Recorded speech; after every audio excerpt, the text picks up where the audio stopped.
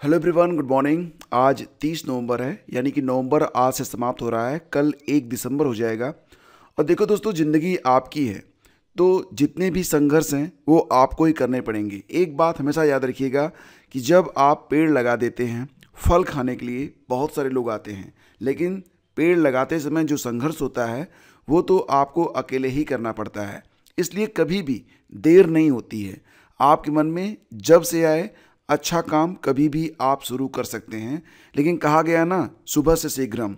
जैसे ही आपके मन में कोई अच्छा विचार आता है, आप उस पर तुरंत एक्टिव हो जाएं, उस पर काम करना शुरू कर दें। याद रखिएगा कि ये जीवन आपका है और संघर्ष भी आपके ही होंगे।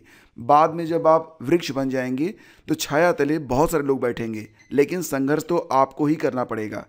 तो दोस्तों चलिए शुरू करते हैं आज के दैनिक रोजगार समाचार। सबसे पहले बात करते हैं यहाँ पर रिक्त पदों का सत्यापन पूरा। 23,000 शिक्षकों की भर्ती की तैयारी की जा रही है।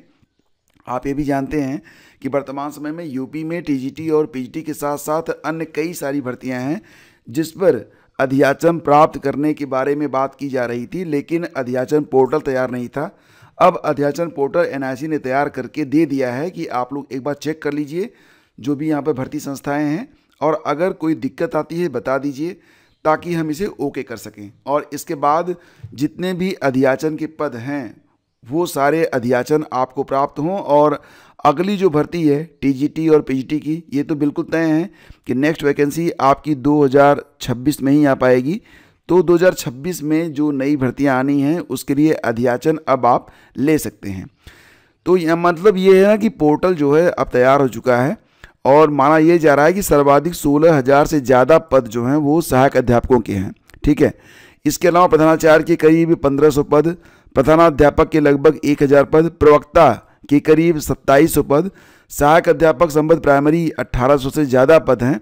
और इस तरह जो पोर्टल तैयार किया गया है उस पर थोड़ा सा परीक्षण टेस्ट किया जाएगा और फिर जो अध्याचन है वो ले लिया जाएगा। तो अध्याचन के बाद फिर जो प्रक्रिया स्टार्ट होगी। लेकिन मिला जुला के इसमें अभी थोड़ा समय लगना है, जो कि अब तक कोई भी मतलब ढंग की भर्ती तो नहीं करवा सका है और अभी तक कुछ भी ऐसा नहीं हुआ जिसके लिए इस आयोग के खाते में कोई उपलब्धि दर्ज की जाए। यहाँ तक कि ये आयोग बना 2023 में, उसके पहले 2022 की जो वैकेंसी थी उस पर परीक्षा भी नहीं हो सकी और परीक्षा बार बार टलती रही। अंततः जो अध्यक्ष बनाए गए थे कीर्ति पांडे, वो उन्होंने इस्तीफा दे दिया और अब नए अध्यक्ष के लिए विज्ञापन जारी किए गए हैं जिस पर अभी आवेदन की प्रक्रिया चल रही है। और उम्मीद है कि दिसंबर में नए अध्यक्ष आपके आ जाएंगे, उसके बाद ये भर्तियां चलेंगी। तो इस खबर का जो गुड न्यूज़ है वो ये है कि 2026 में आपको एक बात तो तय है कि एक नई टीजीटी पीजीटी देखने को मिल सकती है। अब यहाँ पर एक सवाल आप लोगों के मन में और आ रहा होगा दोस्तों, जैसा कि आप लोग जानते हैं कि एलटी ग्रेड में एज लिमिट होती है। एज लिमिट क्या रहती है कि 40 साल, या फिर अगर आप रिजर्व कैटेगरी से हैं तो 45 साल तक आप फॉर्म भर सकते हैं। वहीं पर दोस्तों बात करें अगर टीजीटी पीजीटी में, तो कोई भी अपर एज लिमिट नहीं होती है, मतलब नो अपर एज।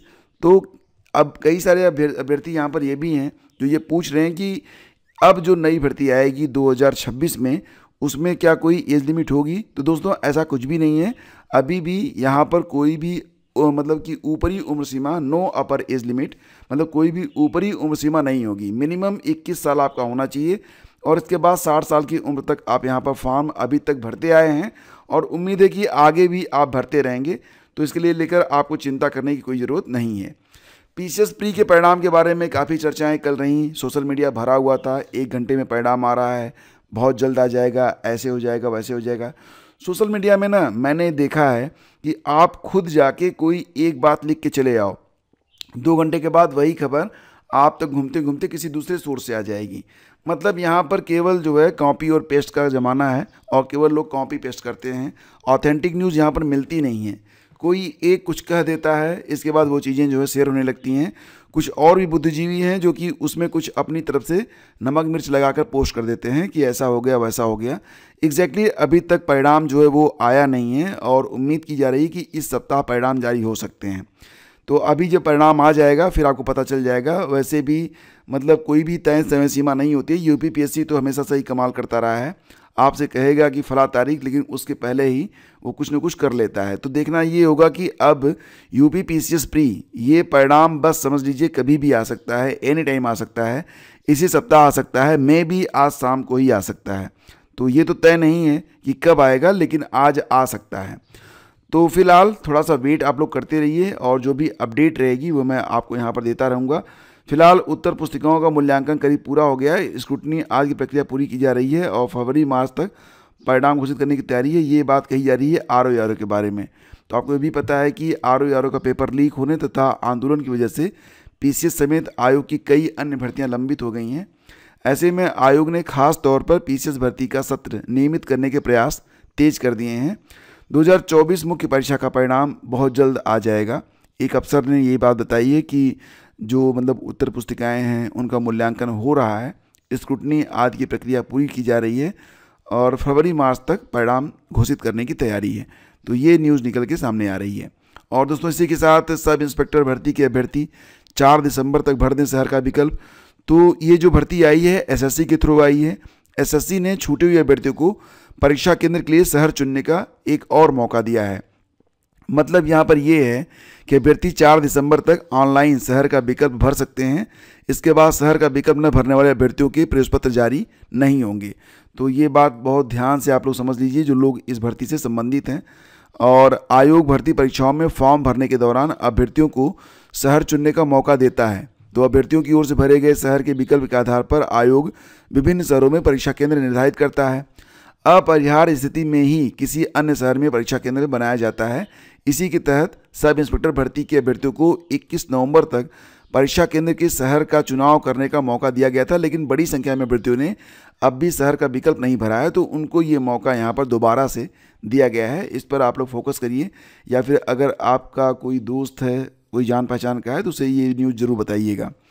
और रोजगार मेले में 120 संविदा रोडवेज चालकों की भर्ती। तो ये खबर निकल के आ रही है लखनऊ से। रोडवेज में 120 संविदा चालकों की भर्ती की जाएगी। मतलब ये कॉन्ट्रैक्ट बेस्ड भर्ती होगी और इसके लिए विभाग 1 और 2 दिसंबर को रोजगार मेले का आयोजन करेगा। क्षेत्रीय प्रबंधक आर के त्रिपाठी ने बताया कि संविदा चालकों की भर्ती के लिए रोजगार मेला का आयोजन ड्राइविंग ट्रेनिंग एवं counselling centre Awadh bus station कमता पर सुबह 10 से 5 बजे तक किया जाएगा। इच्छुक कक्षा 8 पास, आयु सीमा न्यूनतम 23 वर्ष 6 माह होना चाहिए। पारिश्रमिक के तौर पर उन्हें प्रति किलोमीटर 2 रुपये 6 पैसे का भुगतान किया जाएगा। तो अगर आप चाहें तो यहाँ पर जा सकते हैं, ठीक है ना। चलो आगे बढ़ते हैं दोस्तों। जैसा कि आप लोग जानते हैं कि एलटी ग्रेड परीक्षा में बहुत कम समय बचा हुआ है और आपको जो मॉक टेस्ट करवाया जा रहा है, देखो दोस्तों बहुत ही इंपॉर्टेंट क्वेश्चंस का कलेक्शंस है। अभी जो मॉक टेस्ट नंबर आपका मॉडल पेपर 26 करवाया गया ना, वो तो बहुत ही ज़रूरी है कि उसको आप देख लीजिए। उसमें जो प्रश्न है बहुत ही बेमिसाल क्वेश्चन है, बहुत ही इंपॉर्टेंट है, ज़रूर देख लीजिएगा। और कैसे देखेंगे आप, तो चलो मैं इसका लिंक डिस्क्रिप्शन में डाल दूंगा, पहले कमेंट में दे दूंगा और साथ ही साथ वीडियो के एंड में आपको मिल जाएगा। तो देख लीजिएगा इसको। जो लोग जीएस का पेड ग्रुप ज्वाइन करना चाहते हैं वो लोग हमें जो है 9452252260 पर या फिर डिस्क्रिप्शन चेक कर लेंगे, आपको बाकी जानकारी मिल जाएगी। यहाँ पर दोस्तों अगर आप केवल टेस्ट सीरीज ज्वाइन करना चाहते हैं, केवल मॉडल पेपर लेना चाहते हैं, तो आप 199 में ज्वाइन कर सकते हैं। फुल ग्रुप अगर आप ज्वाइन करना चाहते हैं तो 299 रुपीज़ में आप ज्वाइन कर सकते हैं। और देखो फ्रेंड्स, राजस्थान में 16 वर्ष से कम उम्र के बच्चे के स्कूल में मोबाइल के उपयोग पर रोक के निर्देश हैं। मैं तो कहता हूँ ये बहुत ही शुभ संकेत है। ये प्रक्रिया पूरे देश में लागू होनी चाहिए। बच्चे आजकल मोबाइल फ़ोन में बहुत ही गलत एक्टिविटी में लिप्त हैं, मतलब गेम खेलते हैं, वीडियो देखते हैं, रील देखते हैं, और अगर स्कूल ले जाते हैं ना तो वहाँ पर भी नज़र छुपा के यही काम होता है। तो रोकना बहुत ज़रूरी है। तो फिलहाल राजस्थान उच्च न्यायालय ने 16 वर्ष से कम उम्र के बच्चों के लिए स्कूल में मोबाइल, ऑनलाइन खेल और इंटरनेट मीडिया के उपयोग पर रोक लगाने के निर्देश दिए हैं। मुझे तो लगता है ये काम होना चाहिए और हर स्टेट में होना चाहिए।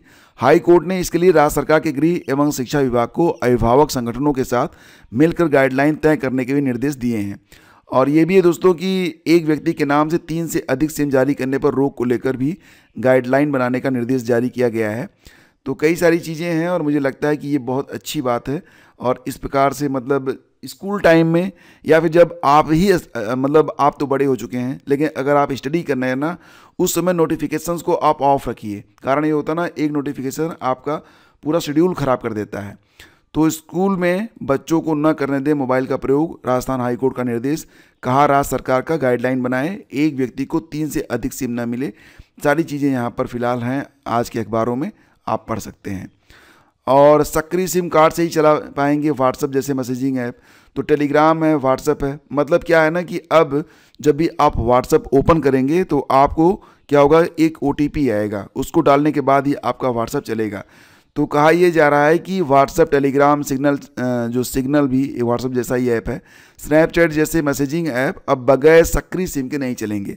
सरकार ने निर्देश जारी किया है, इससे लोग साइबर ठगों के चंगुल में फंसने से बचेंगे। दूरसंचार विभाग ने मैसेजिंग वाले सोशल मीडिया प्लेटफॉर्म को यह सुनिश्चित करने को कहा है कि बिना सक्रिय सिम कार्ड के उनकी सेवाओं का उपयोग न किया जाए। नए नियमों के तहत मैसेजिंग ऐप को निश्चित करना होगा कि यूजर का सिम मतलब 90 दिनों तक लिंक रहे। और व्हाट्सएप वेब और अन्य मैसेजिंग ऐप का वेब ब्राउजर्स में उपयोग करने वाले यूजर्स के लिए सरकार ने अतिरिक्त सुरक्षा की परत जोड़ दी है। अब यह अपने आप 6 घंटे में लॉग आउट हो जाएगा। दोबारा लॉगिन करने के लिए QR कोड स्कैन करना पड़ेगा। इससे इन सेवाओं के दुरुपयोग की संभावना कम रहेगी। एग्जैक्टली मैं आज भी जब अपने सिस्टम में मतलब जैसे मैंने ऐप को खोला तो वहाँ पर मुझे स्कैन करना पड़ गया। तो मुझे लगा कि ये क्या है, लेकिन ये नियम में आ गया कि अगर 6 घंटे तक अगर आप लॉगिन नहीं करते हैं दोबारा तो वो आप लॉग आउट हो जाएंगे, फिर आपको QR कोड स्कैन करना पड़ेगा, ये चीज़ है। तो दोस्तों इसी के साथ एक्टिव सिम के बिना अब नहीं चलेंगे व्हाट्सएप, टेलीग्राम जैसे ऐप, तो चलो ये भी एक अच्छी बात है। और श्रीलंका में तबाही के बाद दक्षिण में एक नया तूफान आ रहा है, दित्वा। क्या नाम है? दित्वा। 54 उड़ानें निरस्त। तो तमिलनाडु, पुडुचेरी, आंध्र प्रदेश और केरल में भारी बारिश। हालात से निपटने के लिए NDRF, SDRF तैनात। 100 किलोमीटर प्रति घंटे की गति से चलेंगी हवाएं। तबाही की आशंका है। भारत ने श्रीलंका में मोर्चा संभाला, राहत भेजी, बचाव में जुटे जो जवान हैं। तो फिलहाल ये एक श्रीलंका में तबाही मचाने के बाद चक्रवाती तूफान दित्वा ये भारत की ओर बढ़ रहा है और इससे जो तमिलनाडु समेत कई राज्यों में भारी बारिश शुरू हो गई है। दित्वा रविवार को उत्तरी तमिलनाडु या उससे सटे दक्षिणी आंध्र प्रदेश में तट से टकरा सकता है, जिससे भारी तबाही की आशंका है, क्योंकि 60 से 100 किलोमीटर प्रति घंटे की रफ्तार से हवाएं चलने और समुद्र में ऊंची लहरें उठने का खतरा है। तो देखो ठंड भी बढ़ने वाली है, क्योंकि अब यहाँ पर जो बरसात होगी तो उसका प्रभाव तो पड़ेगा।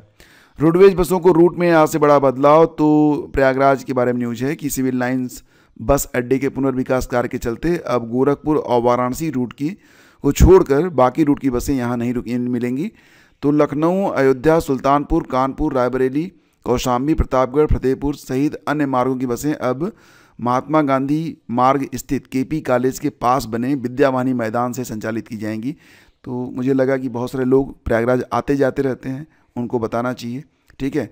और बिजली राहत योजना कल से मूलधन में मिलेगी 25% की छूट। तो जो ब्याज है वो तो देना नहीं पड़ेगा, मूलधन में भी आपका 25%, मतलब अगर आपको जो है 1000 रुपये जमा करने हैं तो 750 रुपये ही आपको देना पड़ेगा। ये जो योजना है ये कल से स्टार्ट हो रही है। इसके बारे में एक वीडियो में बना के आप लोगों को दूंगा ताकि आप इसे जो है देख सकें। और देखो फ्रेंड्स, आपका एक और भी चैनल है जिसका नाम है ओनली GS, ठीक है, ओनली GS। मैं उस पर आपको GS के साथ साथ मोटिवेशन की भी वीडियो डालता हूं। अगर आप चाहें तो सब्सक्राइब कर लीजिएगा, मैं लिंक आपको पहले कमेंट में और डिस्क्रिप्शन में दे दूंगा। इसके अलावा जो लोग अभी तक हमारे व्हाट्सएप चैनल से नहीं जुड़े हैं वो लोग भी जुड़ सकते हैं। अगर आप व्हाट्सएप यूज करते हैं, दोनों लिंक मैं आपको डाल दूंगा। तो जो पहला कमेंट है उसको आप चेक जरूर करिएगा। थैंक यू, मिलते हैं आपसे अगले वीडियो में। और अगर आप पेड ग्रुप ज्वाइन करना चाहते हैं तो आप डिस्क्रिप्शन चेक कर लेना। बाकी आपका जो नेक्स्ट मॉक टेस्ट होगा वो आज आने वाला है, जो कि बहुत ही इंपॉर्टेंट रहेगा, उसको जरूर वॉच करिएगा LT ग्रेड के लिए। धन्यवाद आपका।